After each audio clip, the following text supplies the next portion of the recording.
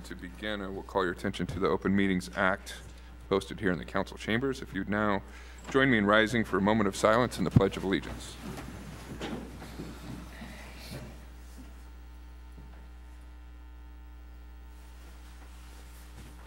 Allegiance to the flag of the United States of America and to the republic for which it stands, one nation, under God, indivisible, with liberty and justice for all. Roll call, please, Beth. Granquist. Here. Lange. Here. Merrill. Here. Weeblehals. Here. Murin. Here. Jackson. Here. Clausen. Here. File. Here.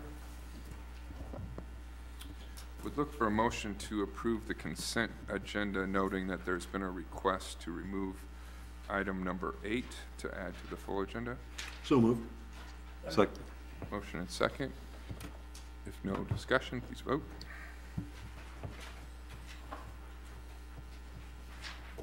All council members present voting in the affirmative. Then look for a motion to approve the full agenda with item number 8 included. So moved. Second. Okay. Motion and second. No further discussion, please vote. All council members present voting in the affirmative. That takes us to item number 8, the December sales tax report of October sales. And Randy. Yes, Your Honor. This is a good sales tax report. If you've been following along in the agendas, we've been having a string of good months, much better than the report a year ago. If you remember, a year ago, we were actually fighting down sales. Our sales tax for the first 3 months of this fiscal year is up 7.45%. The same time last year, we were down 1.83% for the first 3 months of the fiscal year. Last fiscal year, our 1.5% sales tax through May, which is basically when we usually make our cutoff for budgeting purposes and start looking at the revenues for the last 12 months and adjust them for any known factors like OB 775 and Nebraska Advantage refunds. When we looked at sales tax May year-to-date last year, we were actually only up 0.4% year-to-date. And based on that, we budgeted a sales tax for the 1.5% sales tax to increase only about $7,000 in the 18-19 fiscal year, or less than 0.1% from the prior year. It's looking like our budget's going to be way over that, at least if we keep going like we have been, because every month since May 2018 has showed an increase in sales tax from the prior year, with substantial increases beginning in July 2018, which was up 17% from the prior year. August was up almost 8%, and September almost 14%. If you look at the spreadsheet in the agenda packet, you'll see October sales tax receipts were up over 10% from the prior year, and the last 2 months were each up close to 6% from the prior year. Fiscal year to date, an increase in the 1.5% sales tax is almost $148,000 or 7.45%. Now, I don't really know much more than what's in the agenda packet about these increases, since the Department of Revenue won't share data with the cities, and they're the ones that collect the sales tax. But as I indicated, these substantial increases started with July 2018 collections, which would be May sales, and have continued through December collections, which are October sales. I expect the sales tax related to construction activity is driving a large part of this increase. We've also had good increases in the 1.5% motor vehicle sales tax for the last 7 months, which I wouldn't expect would have a large construction effect. For the last 7 months, our motor vehicle sales tax is up 5.18%. So the sales tax report's good news, and I think it's partially due to construction-related activity, but not entirely. Did I answer any questions? Very good. To sum it all up, year-to-date, about 7.5% increase in sales tax receipts, which is a good thing. I think a strong indicator of economic activity throughout the community. And like you said, a lot of it related to construction activity. So any further discussion on this, council, or questions for Andy? I do need a motion to accept the December sales tax report. So move, Your Honor. Second. Motion second. No further discussion on that. Please vote. All council members present voting in the affirmative, motion carries. Okay. That takes us to item number 17 on our council agenda, public hearings and related action. I will open this public hearing at the request of NSP LLC to consider a zoning change from C1 Local Business District to C3 Service Commercial District on property addressed as 1700 Market Lane. And to kick off the discussion, Val, could you give us some background, please? Yes, thank you. This piece of property, you know it as the mall. They came and requested a C1 to a C3 zone change. Generally speaking, Highway 275, Highway 81, those are our major commercial corridors. I'm not quite sure why we have some smaller commercial. Heavy commercial is probably an appropriate zoning. But what happened is they were asking about signage, and C1 district does not have as much square footage signing permitted. C3 would allow them to double the signage, and if they needed more, then they could actually come and ask for a conditional use permit, and that outlet is not permissible in a C1 zoning, but it is in a C3 zoning. And the client is here too if you have any questions. Okay. Thank you, Val. Questions for Val before we go to the public hearing? Okay, this is a public hearing, so anyone wishing to make comment can come forward and do so now. I just, on behalf of the client, the reason is hopefully for redevelopment. We'd ask you to come forward, sir, please. And if you could state your name and sign in. Michael Carter on behalf of NSP. The reason for it is hopefully through the redevelopment. Right now there's currently one major tenant, and we will have to break that down into 2 or 3 different units, and all of them will require some form of signage and probably some pylon with some reader board on it, although till we have them we can't. Okay. We don't have the specific requirements yet. So it probably will be coming through a variance for that reason. You're talking about a newly recruited major tenant? New tenants to replace their, so, although we can't publicly say it, but they all want signage on the front side of the buildings. Understood. Okay.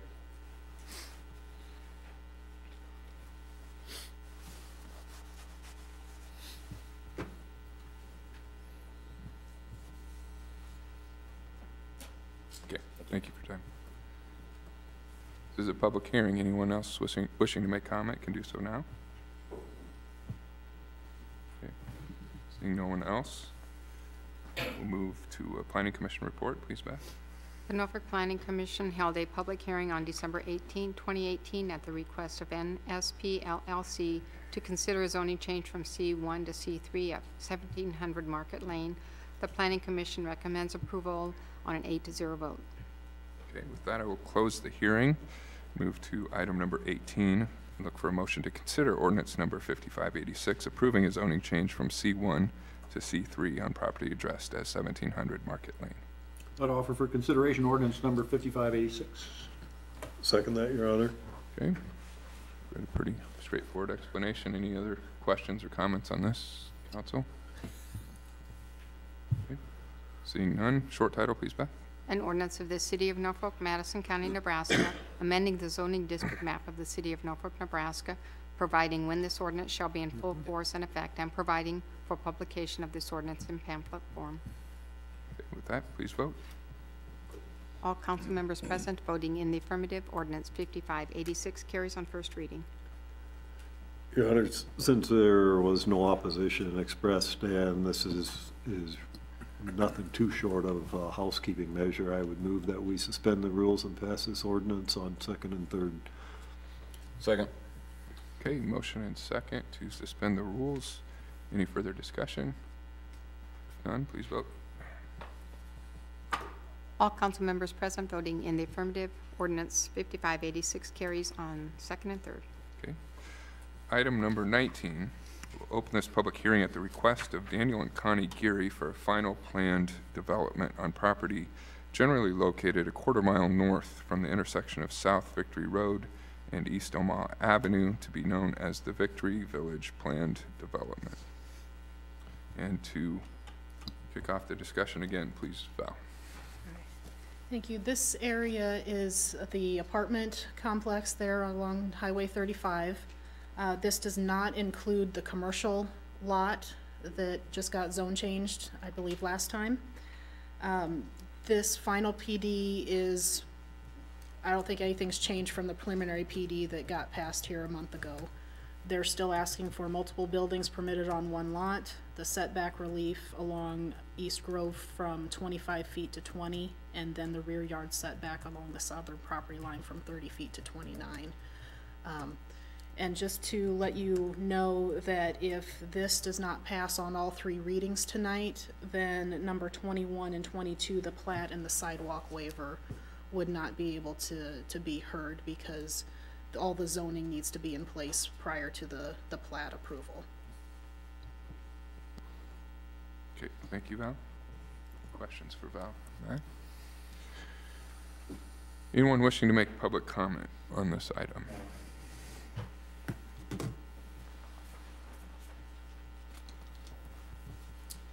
Good evening, I'm Jeff Ray with JEO Consulting Group, representing the buyer and the developer here. So the PD that is here before you, as the staff had determined, is simply really to allow the multiple units on the two lots. It's about a 11.7 acre lot and a 3.6 acre lot for residential.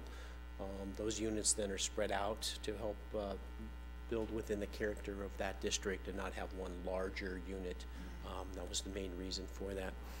We also increased the right-of-way width on East Grove Boulevard from 60 to 66 feet, and as a result then encroached slightly to making those lots fit. So that's reason for asking for that relaxation of to 20 feet instead of 25 feet on East Grove. So with that, if you have any questions, I'm here to answer them. Okay. Thanks, Jeff. Can you remind us how many units altogether are planned for this? Total number of units? Can't remember. Do you remember? 160? 160? There are 20 buildings, 8 units apiece. Okay. Jeff, any other questions?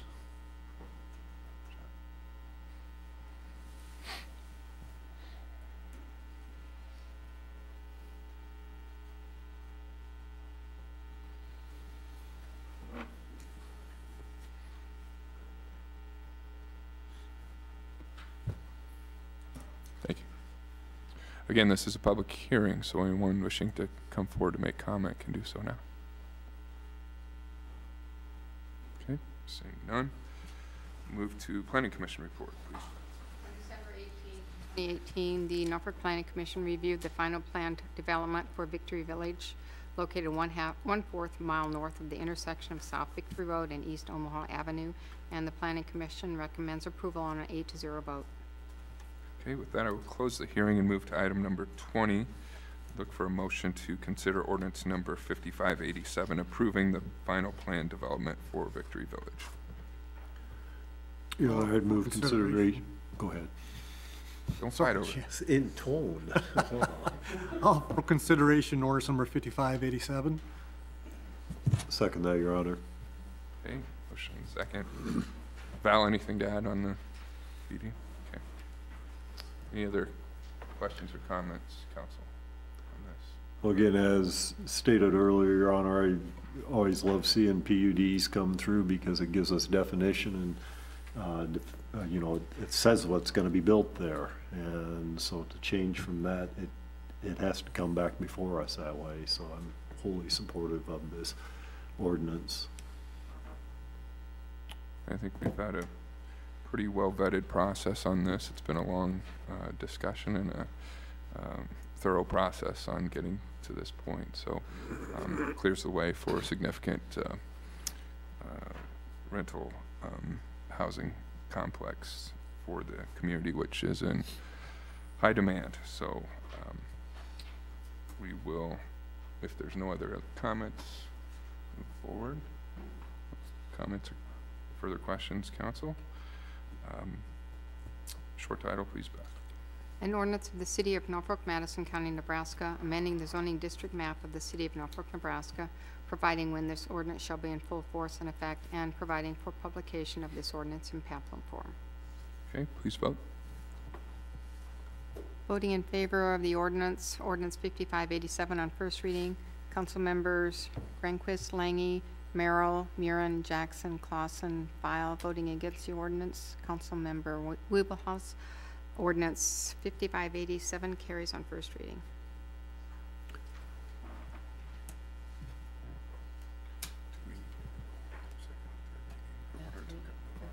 Yes.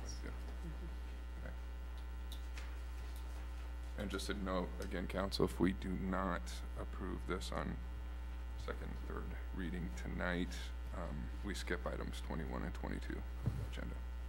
Well, Your Honor, I would move, not only based on that, but more so based on the fact that there was no objection to this and that a planned unit development is a great motion forward on. I would move that we suspend the rules and pass ordinance number 5587 on second and third reading. Second that. Okay, motion second to suspend the rules. Any further discussion on that? I wasn't around when this was being read the first go around, but there was a lot of, what was the main point behind the fact that people were against this? It started out as water and sewer to the United States out there, and then the apartments being close to that housing up on South Victory Road. So that's why I went to a PUD then, is that we got it all full circle in this point where we're at right now then? I believe that the PUD came forward as the representative noted that, you know, they could do the apartments there, but to do the more than one apartment on a single lot, because there's two lots, you have to be a PUD to do that. Either that or you got to do a bunch of different lots in that way. And then the other thing, they were seeking relief from the testimony, I believe. They were seeking relief from the setback off of Grove Street. And again, that's something that you can do that in a PUD. You have a more difficult time doing that with just R3 zoning. I see. So most of the opposition was probably because of the sewer and water to the property, correct? I think that's accurate, yeah. Okay. So we're kind of almost to the point now where we're past that point, because this thing looks like it's, I understand. Okay, thanks. And it was brought up at the time that area had been within the city limit for a number of years, but had never been fully served by city water and sewer. Okay. Any further discussion? I think there was some opposition to just being the R3 versus an R2. It was an R1. An R2 appeared to be acceptable to some, but the R3 was pretty negative on that aspect.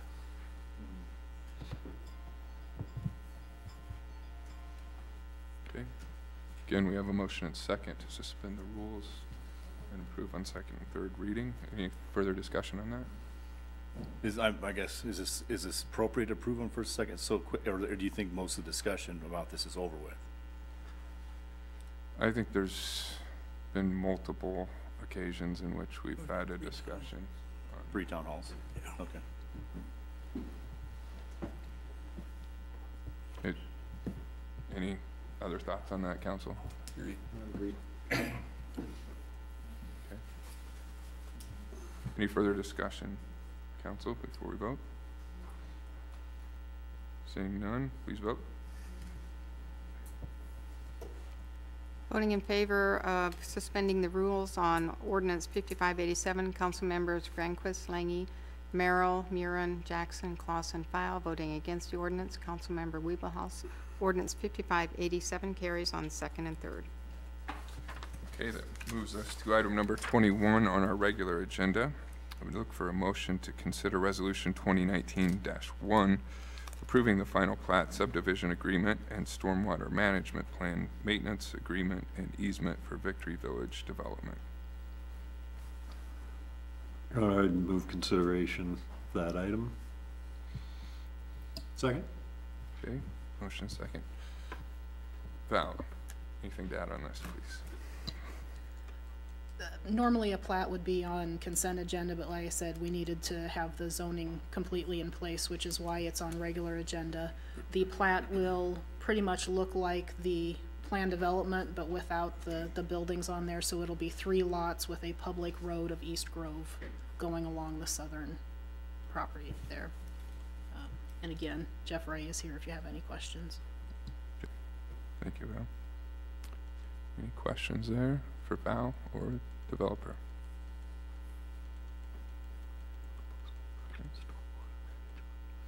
Hearing none. Please vote. Voting in favor of Resolution 2019-1, council members Granquist, Langy, Merrill, Murin, Jackson, Clausen, File. Voting against the resolution, council member Wiebelhaus. Resolution 2019-1 is adopted. Item 22, entertain a motion to consider Resolution 2019-2, approving a sidewalk waiver for Daniel and Connie Geary on property generally located quarter-mile north from the intersection of South Victory Road and East Omaha Avenue to be known as Victory Village. Your Honor, I offer resolution 2019-2. Second.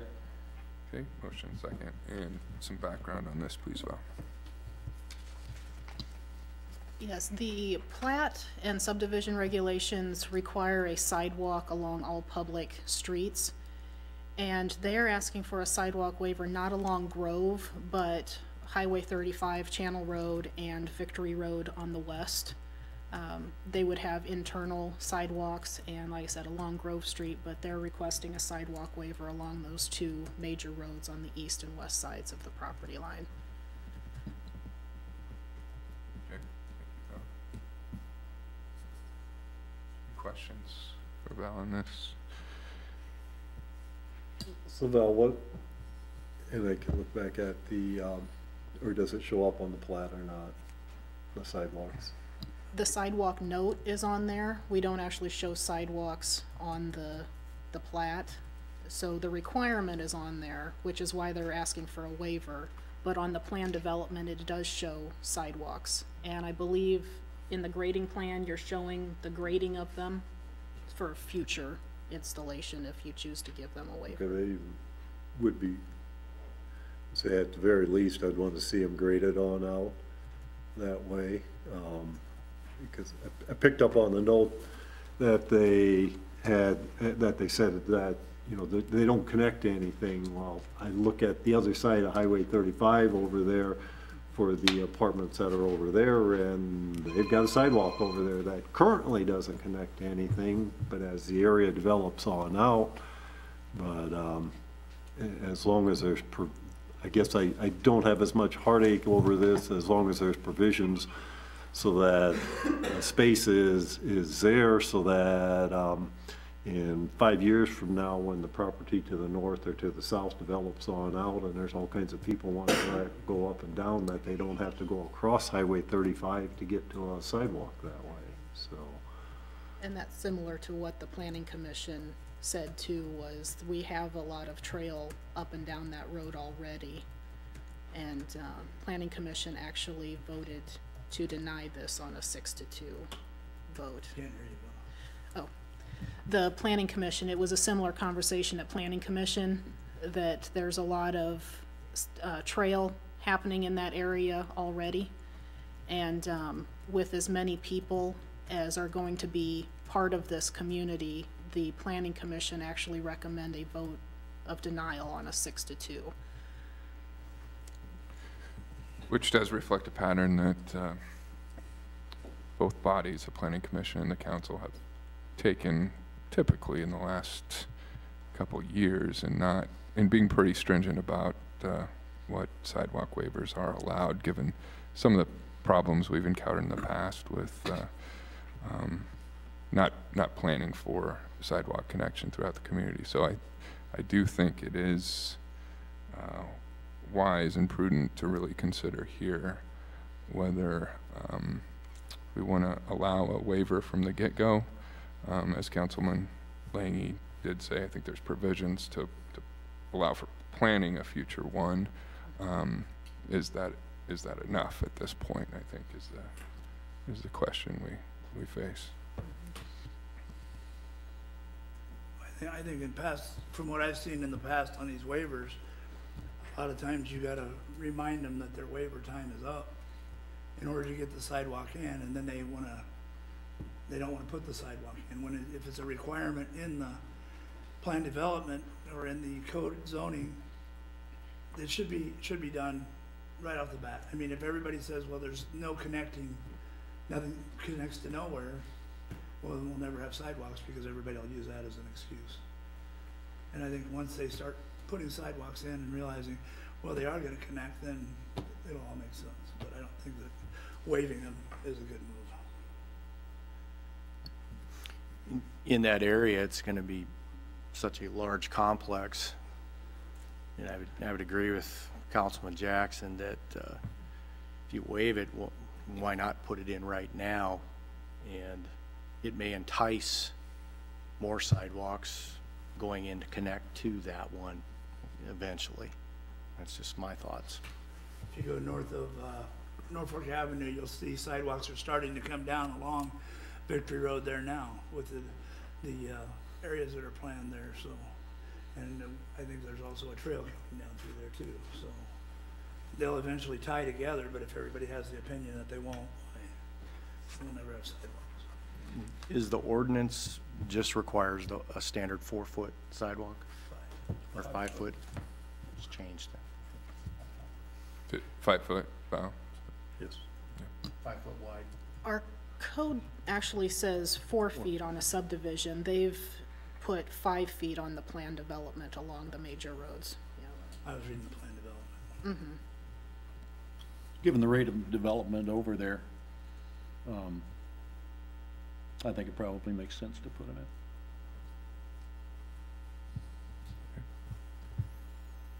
Anyone else wishing to weigh in on this before we move forward? Council? Okay. Hearing no other discussion, I'd ask for your vote.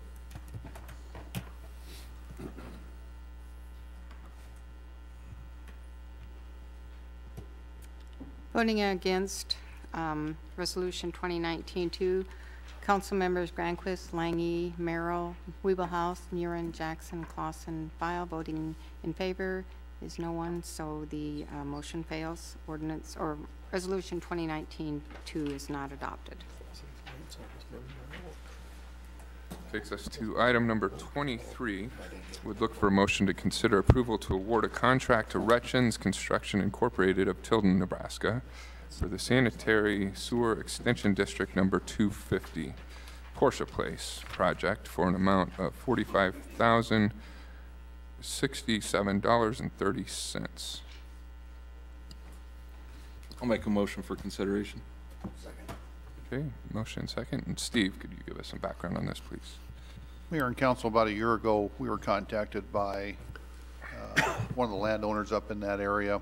They were experiencing failure of their septic system, and we had subsequent conversation with the remaining 3 or 4 owners along that specific corridor. Ultimately, everybody agreed that installation of a sewer was in the best interest, and so this is a sewer extension. It is an assessment district to connect 4 residences on the south side of Porsche Place to city sewer.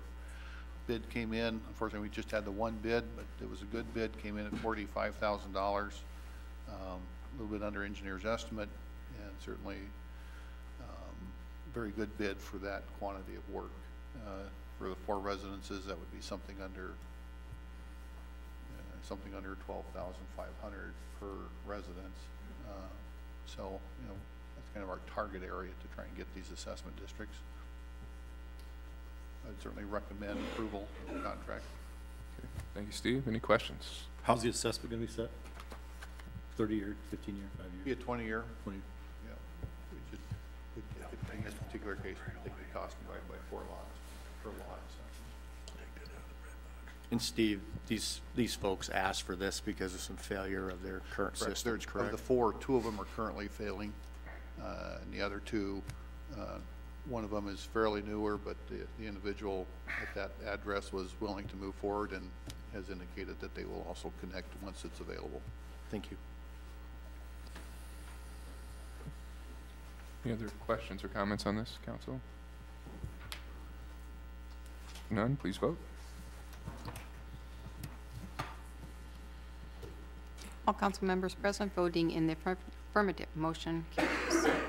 Okay, item 24, I'd look for a motion to consider approval of an engineering services contract with Olson Incorporated for the Highway 275 and 40th Street paving improvements project for an amount of $89,800.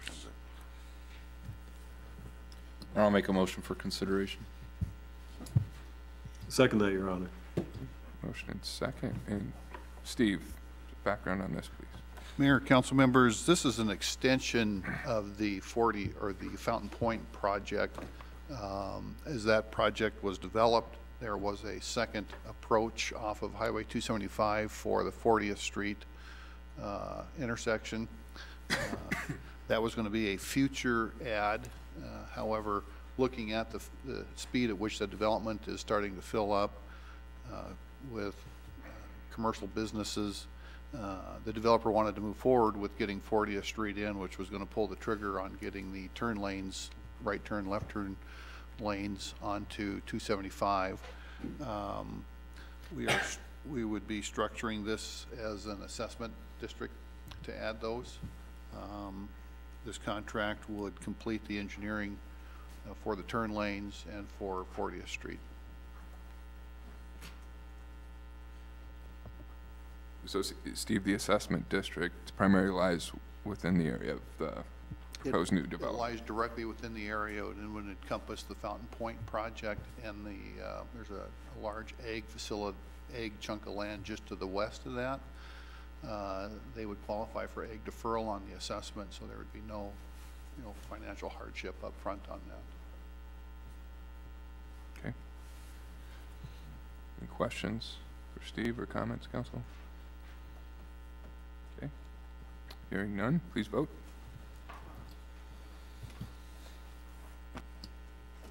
All council members present voting in the affirmative, motion carries. Okay. Item 25. To this time, I cede the floor to Councilman Merrill. Mr. Mayor, notice is hereby given that an agenda item will be placed on the January 22nd, 2019 City Council meeting to provide opportunity for elected officials to rescind the action taken on December 17th, 2018, which resulted in ordinance number 5582 failing. The ordinance would amend section 27-280.02 of the City Code to consider modifying the boundaries of the North Fork of the Elkhorn River Overlay District and to consider approval of a North Fork of the Elkhorn River Overlay District map delineating the resulting boundary. Okay, thank you, Councilman. Before I go into the technicalities of what that is, Danny, can you explain the reason behind this? Absolutely. Thank you, Mayor. Councilman Merrill has tonight given notice that he will be making a motion at our next council meeting on January 22nd to rescind the action taken on December 17th, 2018 relating to the amendment of the boundaries of the North Fork of the Elkhorn River Overlay District. Councilman Merrill has made this motion using Robert's Rules of Order, which this body follows in accordance with section 2-18.3 of City Code.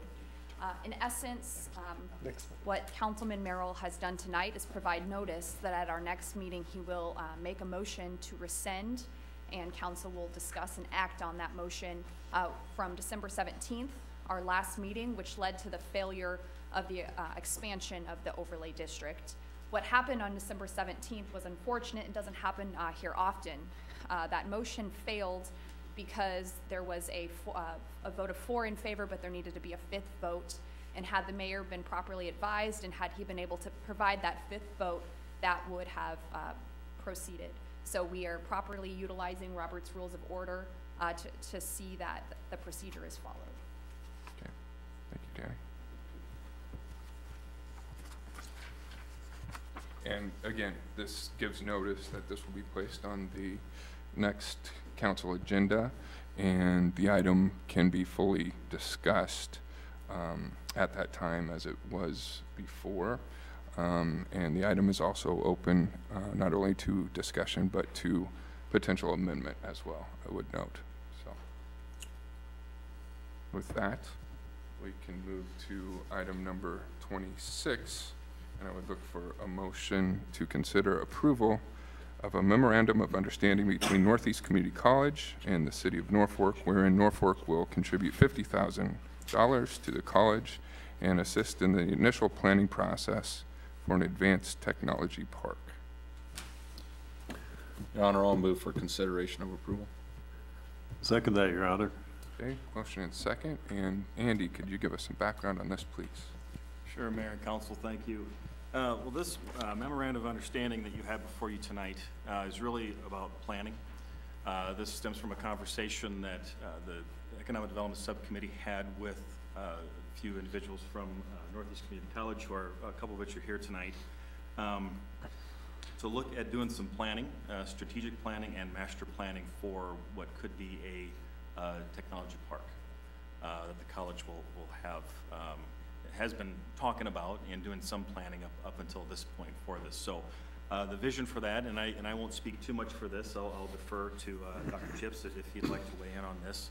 But I think really what this is have the city be a partner in what this will do and what it will look like and what it will mean for economic development for our region, not only for Norfolk, but for Madison County and Northeast Nebraska as well. So this is really just the first step of a cooperation between the City of Norfolk and Northeast Community College to help be part of the planning process.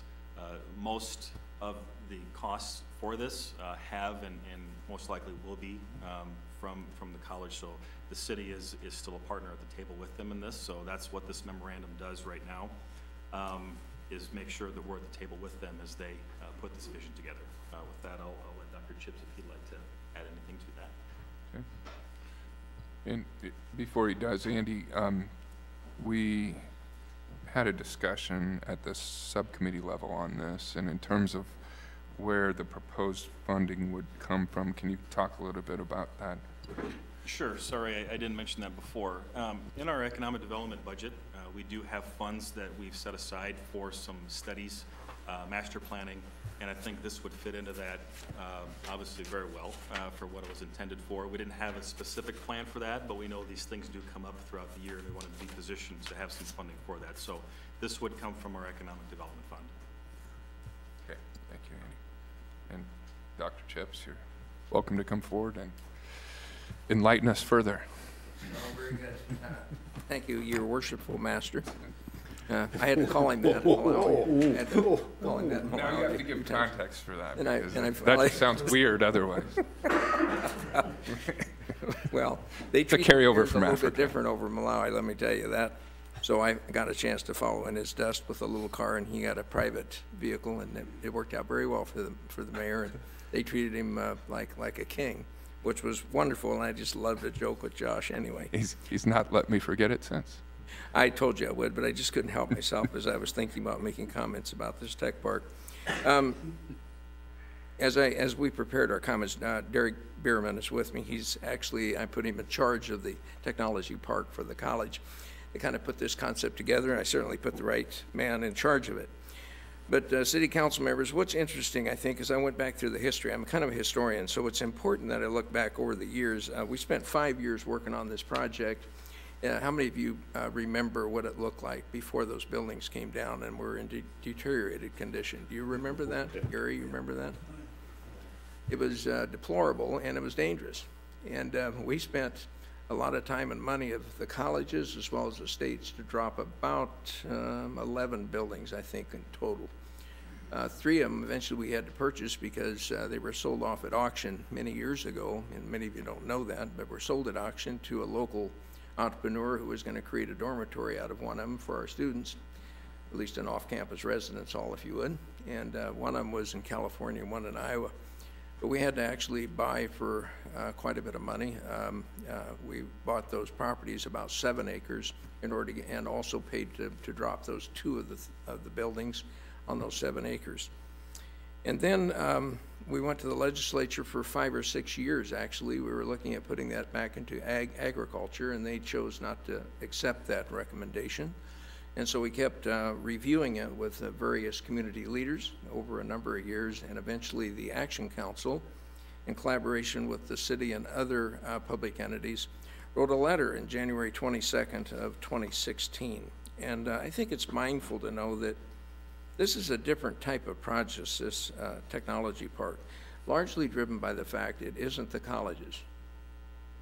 It happens to be on college land because, frankly, they were, thanks to Senator now Speaker Scheer, he said, Mike, if you would look at turning this into some form of technology park for the city of Norfolk and for the Northeast Nebraska area, we could certainly push that back to the legislature and see what they would do with it. And so in light of that, the Action Council, in collaboration with the city, and I've got all the signatures here with the Norfolk Area Economic Development Council, the Area Chamber of Commerce, the mayor, the then city administrator, Madison County Commissioners, and myself, we signed off on this, and with a number of signature lines down here. And I'm going to read you just a short portion, if you don't mind, Mayor, about what it said. This technology park is attractive to Northeast Nebraskans for increasing opportunities for statewide economic development opportunities. Equally important, Northeast Community College envisioned the teaching and learning opportunities around applied research, business and industry training, and information technology program development.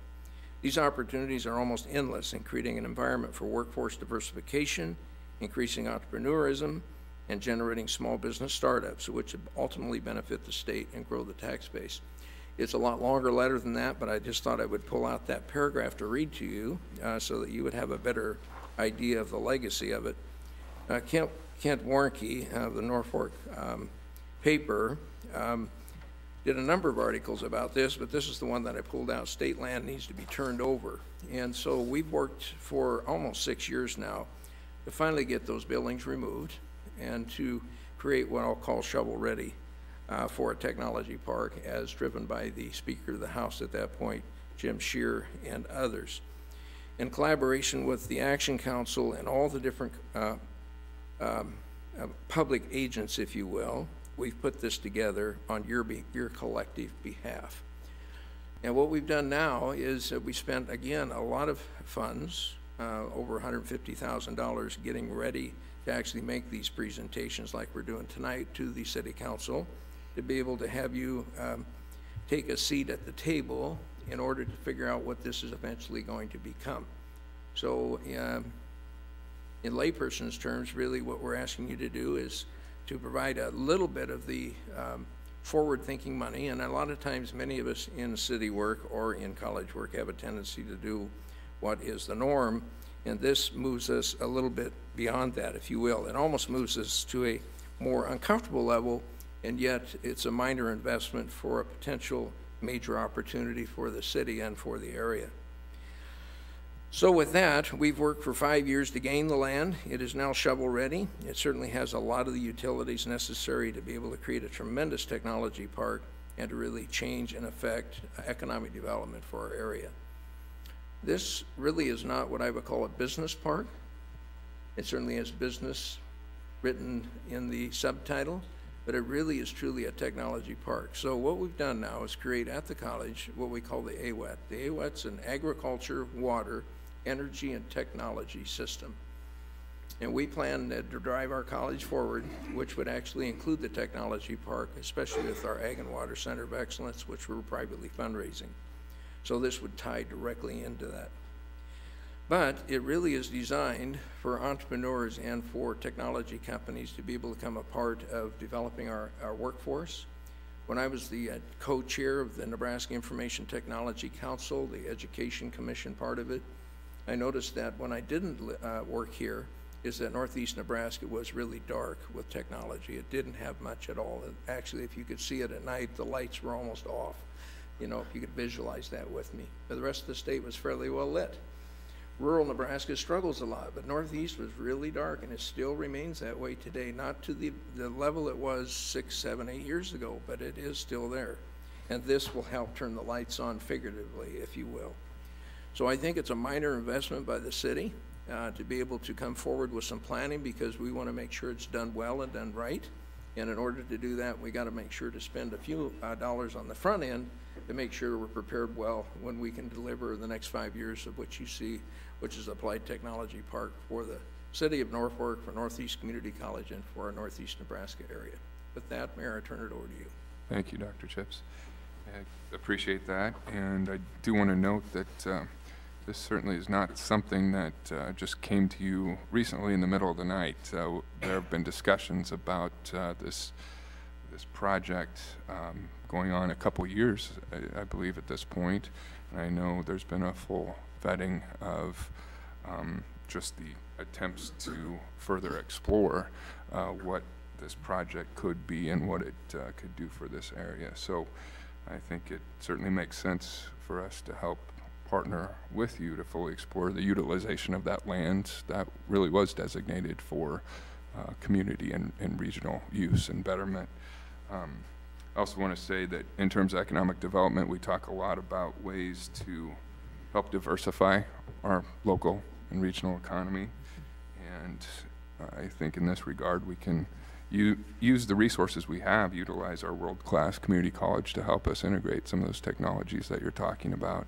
And I'm particularly intrigued in how we go about doing that potentially in areas that we have natural advantages in: precision agriculture technology, water conservation and quality, and renewable energy generation. So there's a lot about this that excites me, and the fact that we can potentially help do so using funds that we already budget for as a city in terms of economic development planning, that all makes sense. So appreciate your persistence in keeping the ball moving on this project, and would stop there and allow for any other questions or comments.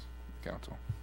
Dr. Chips, I was fortunate enough to be part of that subcommittee and heard the presentation on it, and I was quite impressed with the pathway for not only entrepreneurs but other folks in business to bring their expertise to Northeast Nebraska, and having this as a hub for that, I think, is not only a good thing for our community, but as you alluded to earlier, it might start getting a little brighter around here in the future. Yes. So we appreciate you doing that. We hope so, Rob. Thank you. Thank you. Any other questions or comments? Thank you, Doctor. Thank you, Mayor. Okay. Nothing else from the council? No further questions or comments? I'd ask for a short title, please, Beth. Oh, I'm sorry. Not on this one. If no further discussion, I would ask for your vote. All council members present voting in the affirmative, motion carries. Item 27, would look for a motion to consider ordinance number 5588, amending section 24-11 of City Code to reconcile child and passenger restraint requirements with state statute. Your Honor, I'd move for consideration of ordinance number 5588. Okay, motion and second. And Danny, can you give us some background on this, please? Yes, thank you. The ordinance before you simply updates our city code in accordance with new state legislation that went into effect January 1st of this year.